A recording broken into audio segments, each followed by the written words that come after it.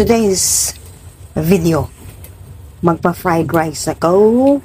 Magpainit muna ng kawali at lalagyan yan syempre ng mantika. Nainit na si mantika, ibuhos mo si itlog. Ayan si itlog, ipanghalo ko yan mamaya sa naluto kong fried rice pang ibabaw. Lutuin ko muna siya.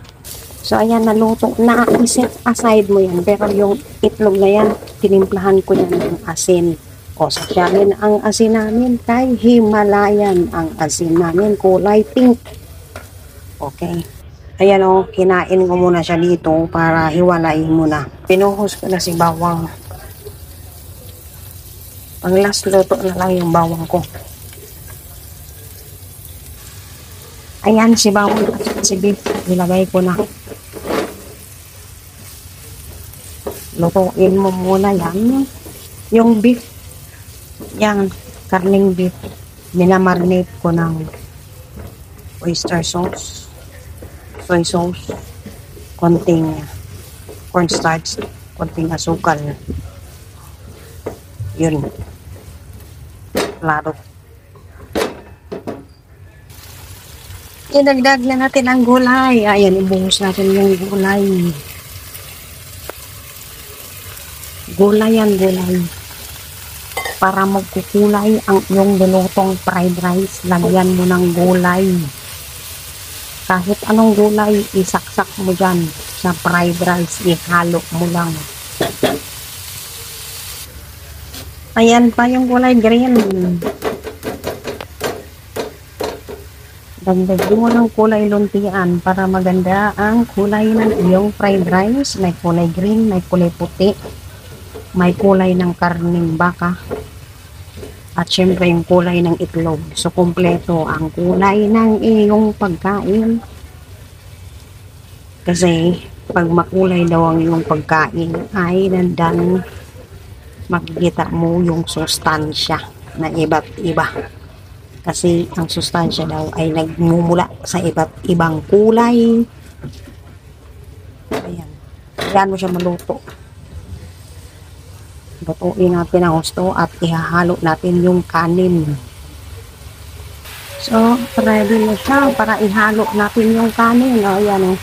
Ayan. Ayan. Ilagay mo sa kanin. At haluin. Ayan na yung magiging resulta ng fried rice ko. So, ayan, haluin mo lang maya-maya yan, buto na yan, lagyan mo na lang ng, sila na maglagay ng asin at saka paminta, bahala sila sa templa nila kasi may kanya-kanya silang panlasa.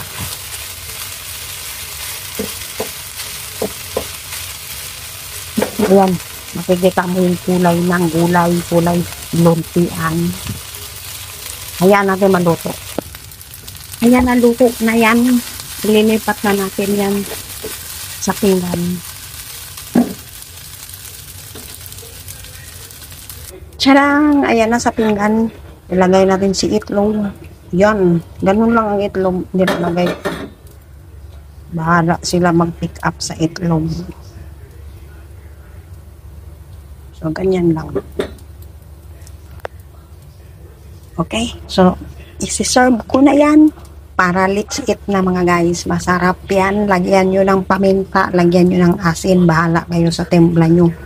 Andyan na po yung beef. Nandyan na po yung cauliflower. Nandyan na po yung luntian na gulay. Nandyan na po yung itlog. Kayo na bahala sa lasa. Let's eat. Masarap yan kasi beef ang halo niyan. O, may pabonus pang itlog sa ibabaw. Alright, isi-serve ko na para kakainin na nila. Maraming salamat sa nanonood. Thank you for watching. Please like and share. Please subscribe. Follow for more details.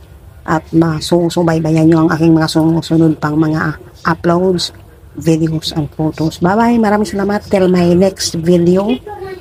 See you. Bye-bye!